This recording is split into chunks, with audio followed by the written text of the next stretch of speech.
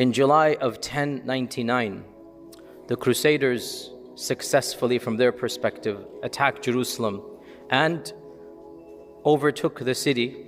And as you're all aware, one of the worst massacres of medieval times took place. The entire city was massacred in the period of 10 days. Women, children, tens of thousands, hundreds of thousands of people. What was the result of that? Most of us, we jump immediately to 1187. This took place 1099. Most of us, we just jump to 1187. What happened in 1187? Salahuddin Ayyubi, the Battle of Hittin. But how many years between 1099 and 1187? 89 years. What was that interim like? What happened during that time frame? So much. And if we don't understand the circumstances that created Salahuddin, if we don't understand the precursors to how Salahuddin came about, we're going to assume Salahuddin is going to come from the heavens, a miracle, and then things happen. No, it doesn't work that way. So many instances laid the foundations for Salahuddin Ayyubi.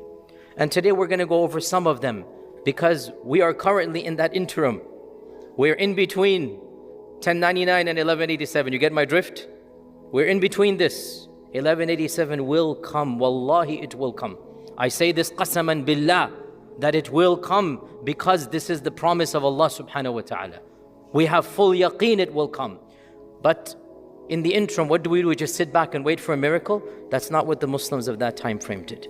So much can be said, but today I'll mention some key incidents and factors, ones that resonate with me personally, and perhaps you will understand some of what inspires me as well. Because when I look to the past, I don't jump to Salahuddin, I go to how Salahuddin began.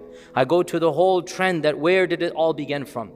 And one of the people who started this entire trend was actually one of the scholars in a neighboring town of Damashq, of Damascus.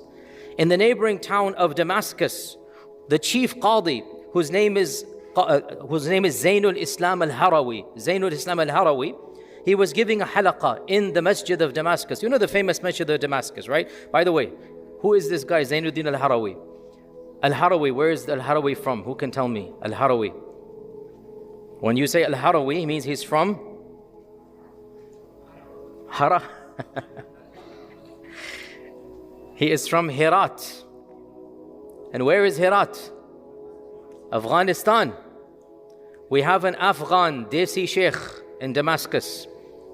His story is really interesting. By the way, we should know this as well. Born and raised in Afghanistan, okay, speaking, mother tongues, whatever the local mother tongues are, Pakhtun or whatever it might be, I don't know off the top of my head, Farsi, multiple languages. And he starts learning Arabic. Very poor, dirt poor family. As a child, he has to start by writing scribes, secretaries. People can't read and write. He's on the street corner writing for people who cannot. He starts the lowest paying job. Then as a teenager, he becomes the Quran teacher for his masjid in Herat.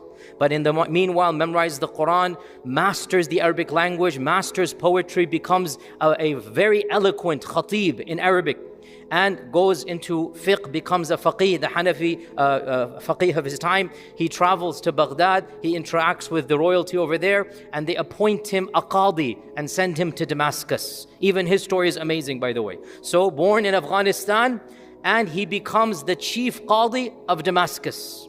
Now get back to our story here. July 1099, the massacre is taking place in Aqsa, and groups of people began fleeing for their lives. One group amongst them, they took from Masjid al-Aqsa the oldest mushaf. It is alleged, we don't know for sure, it is alleged it is one of the 4 mushafs of Uthman radiallahu anh that was kept in a special room in Masjid al-Aqsa. Some Muslims wanted to preserve that Quran, so they risked their lives and they took this Quran and they fled the city, and they went to the closest large city, that is Damascus. July 1099, and they barge into the Masjid al-Umawi, and our guy Zainul Islam al-Harawi, he's giving his halaqah in the Grand Masjid, and they see these people, refugees, bloodied, tattered, everything, and they're yelling and screaming. There's a mob being created, and he's in the masjid. What's going on? What happened? And they say the Afranj, the Franks, have attacked Aqsa, And we are some of the few that have survived. We have brought the copy of the Mus'haf of Uthman radiallahu anh, and they began telling the stories that they have seen with their own eyes. Women and children mercilessly killed, the streets of Aqsa and Jerusalem flowing with blood. And so Zainul Islam al-Harawi decided that he needed to do something. You see, during times of fitna, during times of war, during times of grief, during times of struggle, some scholars, and I'm not blaming them, they want to withdraw into their bubbles of teaching. And they say, you know, this is not our stuff. I'm not going to criticize them. But others realize they have a responsibility. Others realize if the rulers aren't doing something, then the ulama have to make the people feel something. And so Al-Harawi decided he will go back to Baghdad and try his best to get the Khalifa to rescue Masjid al-Aqsa. This is the same week this is happening. The same week it's happening. And so he shuts his books, no more teaching. This is not the time to teach now. Masjid al-Aqsa is burning. And he closes his maktab and he decides to travel from Damascus to Baghdad, the capital of the Abbasid Empire at the time, to present his case, he actually brought some of these people with him. He took them with him and he decided to make a plea to the Abbasid Khalifa. He enters Baghdad, but the Khalifa's staff basically says he doesn't have time for you. You're not going to meet the Khalifa. We don't have time. Just delay a few weeks, whatever. Because again, the Khalifa is he's not just walking on the streets. He's the Khalifa, and to get to him is an entourage. So tries, nothing happens. On Friday in Baghdad, when the khutbah is being given, he walks into the crowd in the largest masjid of Baghdad. So this is now the capital of the empire. And the largest masjid of Baghdad, he walks in the middle and everybody is listening to the khatib. This masjid, by the way, there's a private chamber on the right-hand side where the Khalifa has a VIP entrance. He walks from his palace in a secret tunnel and he prays Jum'ah in a secret place. By this time, the Khulafa did not interact with the people. This is not the time of Abu Bakr and Umar radiallahu anhum. People didn't see the Khalifa. He's Mr. VVIP, right? So he walks from his palace to a little chamber and he walks back in. Nobody sees the Khalifa unless you get into the palace. So our guy, Zainul Islam al-Harawi, barges in. Khutbah's going on. He walks straight to the front of the masjid. And it is Ramadan. And he turns around, takes some bread, and he eats in front of everybody. Now what's going to happen in a Muslim community if you eat in the day of Ramadan? What's going to happen? Chaos. The people stood up. Have you gone mad? How dare you? Astaghfirullah. You're eating in the masjid in the daylight of Ramadan. Have you lost your mind? And he said to them, you are getting angry at me for eating a piece of bread in Ramadan. But where are your emotions when Aqsa is on fire? Where is that rage? Where is this anger? You get angry at a Muslim for eating in the Nahar of Ramadan, in the day of Ramadan, and 150,000 people have been killed. Where is your anger now?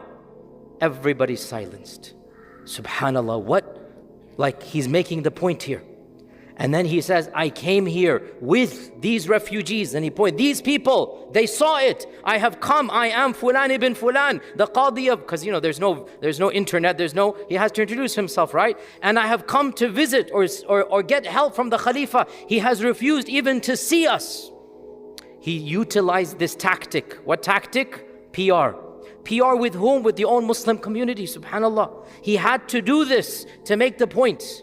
And so obviously when this commotion and whatnot, obviously he gets an audience with the Khalifa. Subhanallah, it worked to get into the private chambers, to get into the office and the palace of the Khalifa. And wallahi, I wish his speech was recorded. I wish there was video cell phone footage. All that is recorded, because everybody who writes a biography of our guy, Zainul Islam al-Harawi, everybody who writes a biography of him, they mention he was blessed with a tongue. They mentioned he was deep-voiced and eloquent, like he had the presence of ilm and the presence of hayba of ulama. And you can imagine, I'm imagining this is not mentioned, but our mashallah brothers from Afghanistan, they are mashallah big and bulky and whatnot. We can imagine this, right? Our Afghan brothers, he's coming like that, and he's a non-Arab, imagine. And he's speaking to the Khalifa now. We don't know the words of what he said. We know the impact. The chroniclers record everybody in the chamber fell silent. People were crying in the corners. Even the Khalifa had to lower his head in shame. And only one or two phrases are preserved. And he said to the Khalifa, here you are in your palaces, enjoying your luxuries. And he pointed to the luxuries they're enjoying. And Aqsa has been ravaged, rampaged, raped. And you don't even move a finger for Aqsa. And he gave a type of speech that only an alim who fears Allah can give. Because if there's an evil person there and he's being so harsh, you know what's going to happen. You know the reality of politics. You know, I don't want to mention too much, but even now people are in jail across the Muslim world. Anyway, I don't want to mention too much. You get my point here. Can you imagine? He's now speaking to the Khalifa, putting him to shame. As a non-Arab even, I have to mention this point. I have to say, because you have to feel it, mashallah, from where to where. And even the Khalifa lowered his head, couldn't say anything.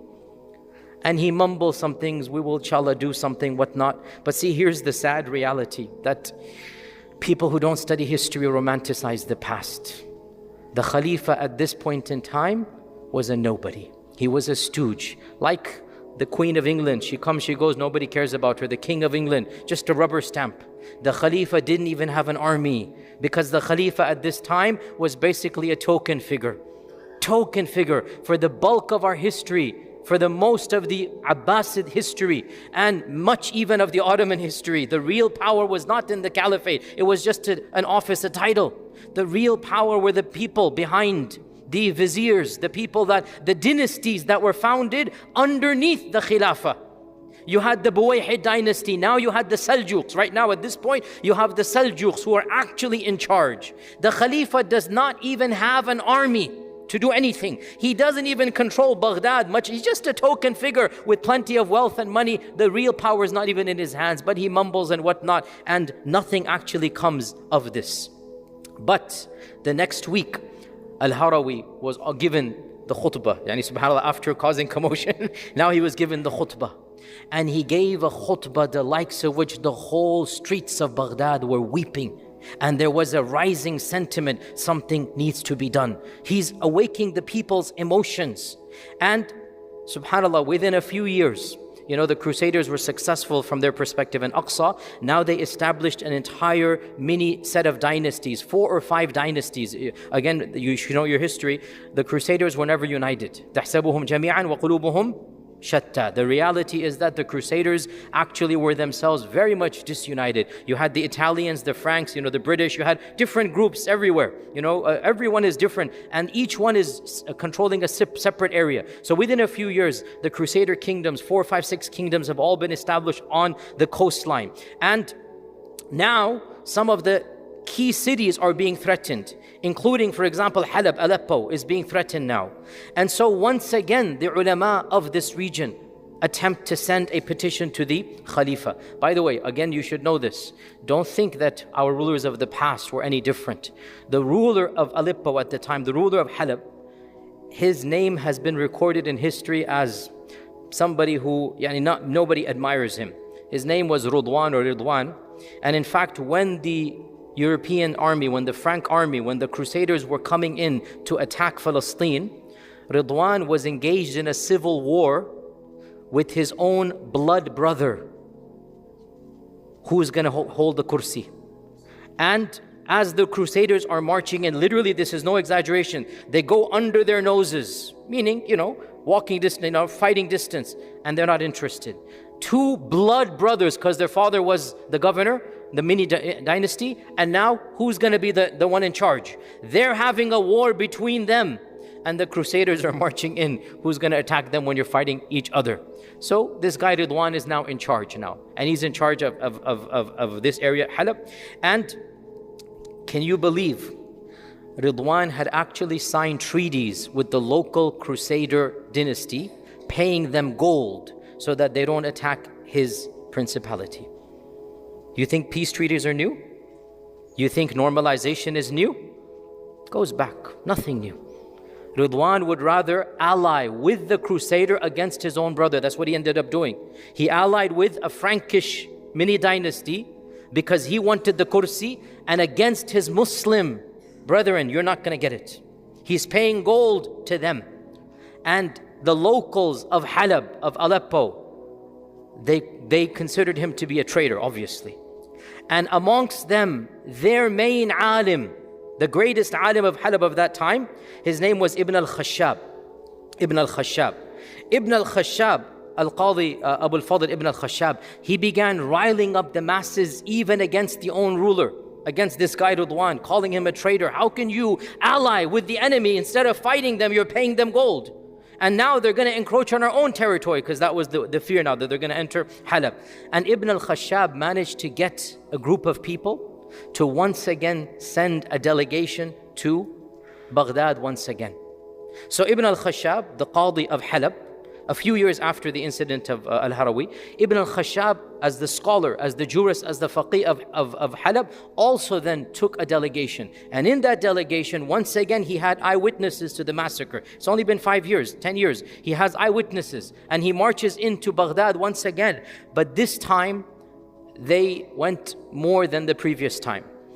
Books of history are a little bit, obscure in this, and I'm not justifying, I'm not defending, but it is what it is. In order to bring attention to the cause of Palestine, the people that came began preaching and riling up the people of Baghdad to protest outside of the powers and centers.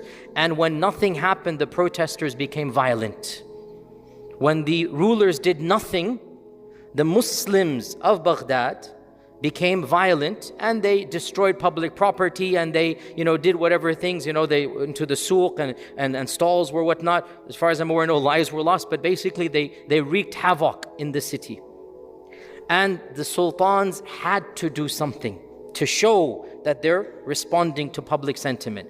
Pause here. The rulers, in the end of the day, do care about PR. This is a reality. They did in the past, and they will now. In the end of the day, they need to validate. Whatever their motives are, leave it to Allah. We need help. Whatever your motives are, you need to do something.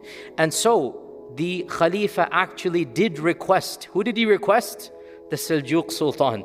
Because the Khalifa is the Abbasid, is the literal descendant of Ibn Abbas. The Abbasids, this is one of the descendants of Ibn Abbas, literally, right? The 10th or 15th generation of Ibn Abbas. He has no power. So he kindly, please, O Sultan, can you do something? You see what the people are doing. He has to beg the Sultan of the Seljuks to send an army.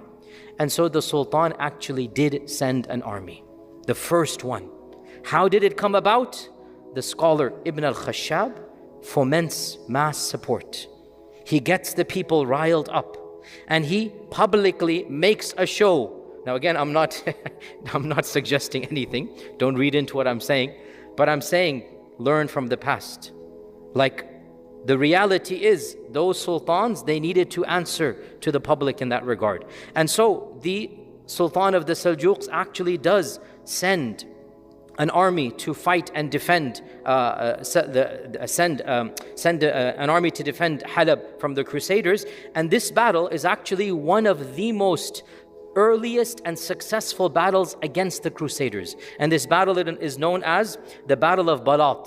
Battle of Balat, in English, if you look up the history books, the Battle of the Field of Blood. The Battle of the Field of Blood in 1119, way before Salahuddin Ayyubi. 1187 is Salahuddin. 1119, Salahuddin is not even born right now. In this battle, around 10,000 Muslims lined up, many of them sent by the Seljuks to defend Halab. And on the opposite side was the Italian Crusader king, I forgot his name, the Italian Crusader king on the opposite side. And before the battle, Ibn al-Khashab comes and rides out on his horse, dressed in the garb of ulama. Now, ulama had their special, professors had their own garb, the turban of ilm, and he dressed in garb of ulama. He's like a professor coming out. And when the Crusaders saw him, they laughed. What is this professor doing over here? What is this faqih doing over here? Ibn al-Khashab then turned and faced the army. He put his back to the Franks, to the Crusaders. And he gave a khutbah, again we don't know the wording of it, he gave a khutbah the likes of which everybody in the army was weeping. We know he mentioned Masjid al-Aqsa, we know he mentioned the blessings of striving for the way of Allah, we know he mentioned the blessings of being witnesses unto Allah, and he encourages them to stay put and do something for the religion. The entire army was weeping and overcome. And when the Crusaders saw this, they realized this is not your average guy here. And subhanAllah, when the army came, he was at the forefront, and this victory was the first major victory against the Crusaders. 10,000 against 20,000, and it was a resounding defeat for the Crusaders. The bulk of the army, the rest of the army died, the 20,000, and the Muslim casualties were minimal. This spread a hope, an optimism that, hey, we can do something. That optimism, it generated so many other mini battles. It generated an entire, feeling that, hey, this is possible. We can actually win here. And along with the mini battles, you also had great ulama, not just Ibn al-Khashab, many ulama who wanted to keep the spirit of Al-Aqsa alive.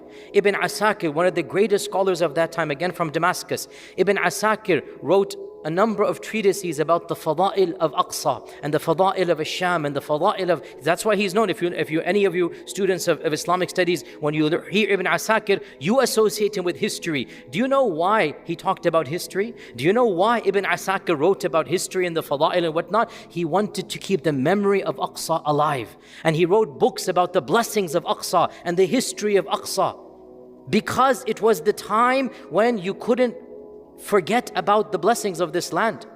Another great alim, which I'm not going to mention the name or the book, but understand what I'm saying here.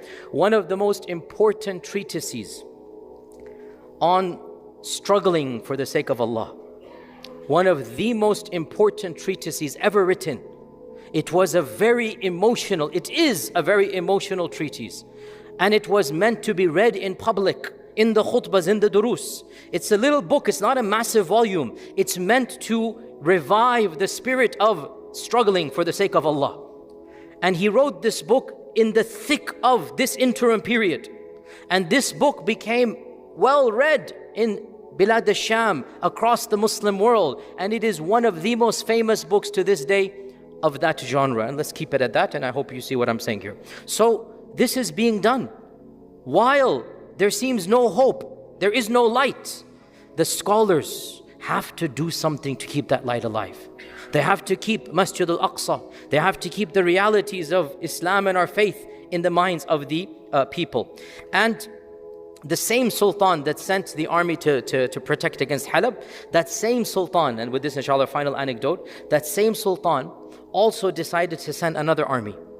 And this army was to protect Mosul in Iraq that was being attacked by the Crusaders. Because again, you have to realize, in the beginning of the Crusades, people didn't know how deep the Crusaders were going to go into Muslim lands. There was no idea that, and eventually the Crusaders just stuck to the shoreline, which is now basically Gaza and Lebanon and this area. The Crusaders took to the shoreline, and that helped them because of the boats and the ships. But when the Crusaders came, we didn't know how deep they're going to go. What if they enter, into Iraq, into other places of Sham? And so Mosul was under threat. And so the Seljuk Sultan sent one of the military leaders and generals. His name is Mawdud. He sent Mawdud to protect Mosul and to fight against the Crusaders. And Mawdud was also successful. In fact, Mawdud was so successful, he went further down south and he began to engage with actual fortresses, until finally he engaged in one of the most famous battles of this time frame, the Battle of Sanabra. The Battle of Sanabra, which took place with the King of Jerusalem, King Baldwin. King Baldwin from England, King Baldwin of Jerusalem, the one who was in charge of Jerusalem. Mawdud was able to engage with him directly, not in Jerusalem, but still, you're engaging with the real enemy right here. And believe it or not, he won. It was not in Jerusalem, it was miles away, but still, the fact is you are now defeating barely. It wasn't a decisive victory. Severe losses on his side, but more losses on the side of the Crusader army. But subhanallah, back to our guy, Ridwan. Ridwan did not want the Muslims to succeed, because he's comfortable and the Crusaders are protecting him. Actually, you will not believe this. When Mawdud's army passed by Ridwan's city, he refused to open the gates and give them food and drink. This is how stingy and how on the other side he was. Now that Mawdud was successful, he goes back to Damascus to rest, to recuperate, and the goal was, this is 4 decades before Salahuddin. No, 6 decades before Salahuddin, way before Salahuddin. Mawdud's goal was to liberate Aqsa. Most of us have never heard of his name. But I am telling you, without Mawdud, we wouldn't have had the trajectory. You'll see why. Mawdud went back to Damascus, and in Damascus was the envoy, was the leader, was the governor under our guy Ridwan. Now something happens which was one of the mysteries that we'll never solve until the Day of Judgment. Mawdud was wounded from the battle, but he's going to recover. He's going to go back to Masjid al-Aqsa to fight. After Salat al-Jumu'ah, the leader of the city, who's friends with Ridwan, is holding his hand and walking out with him right after Salat al-Jumu'ah. You know where this is headed. An assassin comes out of nowhere and stabs and kills our guy Mawdud on the streets the week after his victory against the king of Jerusalem. In Damascus, he is assassinated. By whom? By our side. Who's the guilty culprit? People immediately accused Ridwan. But he said, no, wallahi, it's not me, no. And the actual person who paid the assassin, because very conveniently, the assassin was immediately taken and executed. So nobody actually knows who and paid and whatnot. So there goes Mawdud. But Allah Azza wa Jal works in ways we don't understand. Eventually, even Ridwan fell out and he died as well, because this is the sunnah of Allah. Traders are never successful. And when with Ridwan passing away, there was a power vacuum in which eventually, within a few years, a dynasty comes in that vacuum. That dynasty, you're all aware of it. It is the Zangid dynasty. After Mawdud's death, after Mawdud's assassination by a few years, Ridwan dies. When Ridwan dies, the Zangid dynasty comes to power. And in the Zangid era, ulama are preaching once again. There are so many ulama of the Zangid era, so many ulama preaching, riling up the masses. And we all know the story from here. Imad ad-Din al-Zangi, he puts it in his mind, I need to free. He passes away. Nur ad-Din al-Zangi, he takes it on. He passes away, and then Salah ad-Din comes. And the rest, as they say, is history. But I want to conclude on this point. Those who died in the first 2, 3, 4 decades after the Crusades, did they die in vain? They laid the foundations for what was to come. Later historians, I was reading a book today, somebody actually remarked that the Battle of Sanabil, even though it's in the footnotes, it was a key turning point in the Muslim-Christian battle, because it gave hope and impetus. It showed people that, hey, we can win. That optimism, it came because ulama had the audacity to speak directly to the khulafa. Because ulama kept the memory of Aqsa alive. Because the people's heart was so powerful and strong, even the viziers and the sultans had to listen and do small things. And those small things started a wave that the khulafa did not intend. Salahuddin Ayyubi was not chosen by any khalifa. You have to understand this point. Aqsa was not rescued by the khulafa. It wasn't rescued by the politicians. No. In the vacuum and the chaos that was created, people came who were warrior princes and who had faith in their hearts. And these people, like the Zangids and like Salahuddin, they're coming after all of these incidents and much more. So, sisters and brothers, we cannot assume that a miracle is going to happen and things are going to change until Salahuddin comes, because there's going to be one person, without a doubt, that's Allah's way, that Allah Azza wa Jalla, until that person comes, we have to keep the memory and the spirit of the blessings of that land, of the fact that it is painful, it is lost, of the realities of all aspects of our faith, whether it is iman, whether it is taqwa, whether it is sabr, whether it is struggling, all of these things, we have to keep the realities of these things alive, because that's the way eventually the circumstances will be formed that inshallah will bring about the change. Do not trivialize your role. Do not trivialize your impact, whatever it might be. Most of us have never heard of Mawdud's name. Most of us have never heard of Ibn al-Khashab's name. Most of us have never heard of al-Harawi's name. But Allah Azza wa Jal has recorded the impact that they have, and when you study, you see this reality. So may Allah subhanahu wa ta'ala as well allow us to be the Ibn al-Khashabs of our times, allow us to be the Harawis of our times. We want to tread in those paths, and may Allah Azza wa Jal show us that day when Salahuddin returns. May Allah Azza wa Jal free Masjid al-Aqsa. Jazakumullahu khairan. Assalamu alaikum wa rahmatullahi wa barakatuh.